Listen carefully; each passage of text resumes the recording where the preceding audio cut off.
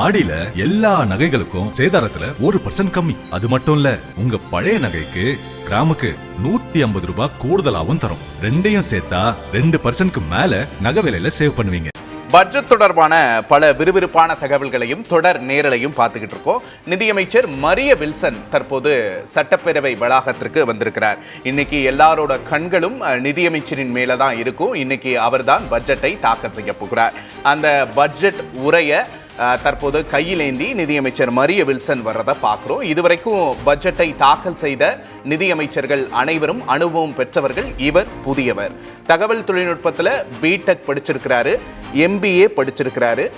RK நகர் தொகுதியிலிருந்து சட்டமன்ற உறுப்பினராக தேர்ந்தெடுக்கப்பட்டவர். தவேக அரசின் முதல் நிதி அமைச்சர் என்ற பெருமையை பெற்றவர்.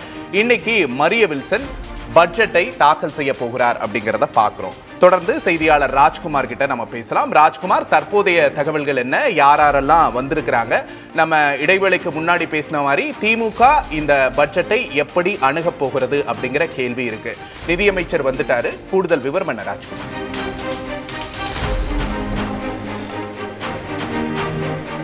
நிதியமைச்சர் மரிய வில்சன் சற்று நேரத்திற்கு முன்னதாக சட்டமன்ற கூட்டத்தொடர் நடக்கக்கூடிய சட்டப்பேரவை வளாகத்திற்கு வந்திருக்கிறார்.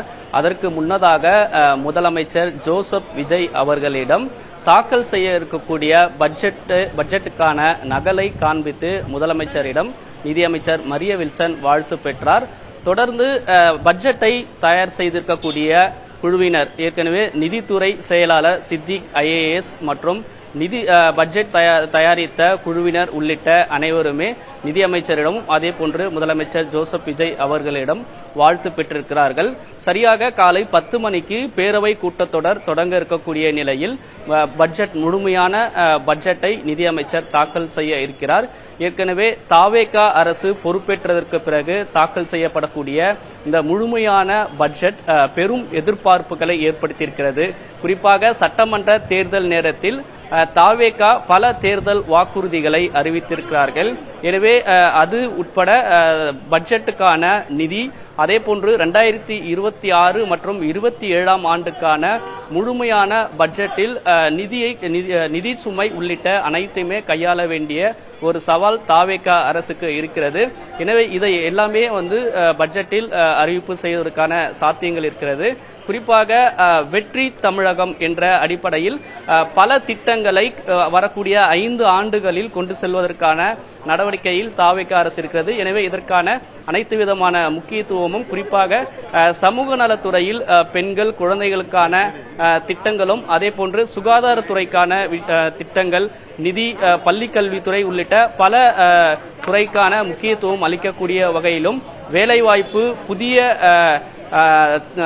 தொழில்கள் தொடங்குவதற்கான நடவடிக்கை, சிறு குறு தொழிலை மேம்படுத்துவது உள்ளிட்ட பல விஷயங்கள் இந்த பட்ஜெட்டில் இருப்பதற்கான சாத்தியக்கூறுகள் இருப்பதாக தெரிவித்திருக்கிறார்கள். அதே போன்று இன்னும் சற்று நேரத்தில் தொடங்க இருக்கக்கூடிய நிலையில் தவேக அமைச்சர்கள், அதே போன்று தவேகவுடைய சட்டமன்ற உறுப்பினர்கள் அனைவருமே வர தொடங்கி இருக்கிறார்கள். எதிர்க்கட்சித் தலைவர் உதயநிதி ஸ்டாலின், திமுக சட்டமன்ற உறுப்பினர்கள், அதிமுகவுடைய பொதுச் செயலாளர் எடப்பாடி பழனிசாமி உள்ளிட்ட அதிமுக சட்டமன்ற உறுப்பினர்கள், இடதுசாரி சட்டமன்ற உறுப்பினர்கள், காங்கிரஸ் உள்ளிட்ட பாஜக உள்ளிட்ட அனைத்து சட்டமன்ற உறுப்பினர்களும் வருகை தந்திருக்கிறார்கள். எனவே காலை 10 மணிக்கு தொடங்க இருக்கக்கூடிய இந்த பட்ஜெட் ஒரு 2 மணி நேரம் அல்லது 2.5 மணி நேரம் முழுமையாக தாக்கல் செய்வதற்கான அனைத்து விதமான விஷயங்களும் ஏற்பாடு செய்திருக்கிறாங்க.